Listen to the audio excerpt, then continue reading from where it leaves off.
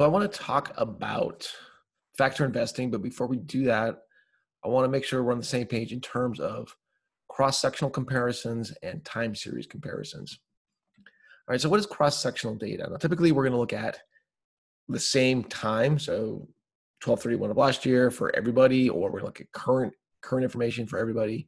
So, and typically, we're going to do it, within sectors, within industries, given the fact that growth rates are going to vary dramatically between, say, tire companies and they would in innovative, new technology, tech type companies. The growth rate is going to be different, so we do expect some of these ratios to be different. But the idea is we're going to compare multiple companies at the same time. So here I've listed out PE ratios in an industry that includes Apple. We can see the PE ratios range from 7.26 to 30.9. Again, this is current data.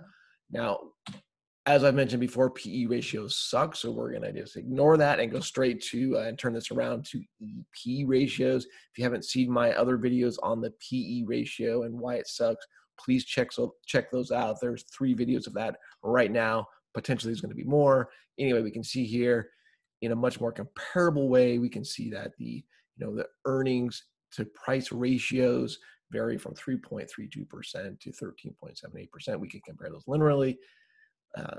But again, here, this is cross-sectional data, time series data. So now let's look at the Apple PE now. So we can see what we're going to do for time series data is we're going to look at one company and we're going to see how its ratio changes over time. Here we can see that the current PE ratio is 30.09 and it's varied over time.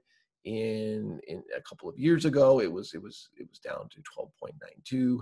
Again, PE ratios do suck, so we're not going to use those. We're going to go back and use the earnings to price ratio. Again, check out my videos on the PE ratio and why you should be using EP. Here we can see that EP ranges from 3.32% to 7.34%.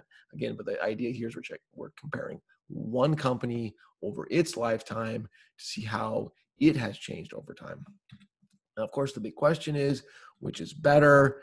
Turns out it is not a consistent answer. So we're going to discuss that more tomorrow. We're going to talk about what types of factors work with cross-sectional data and what types of factors work with time series data. Thanks so much for listening. I look forward to chatting tomorrow.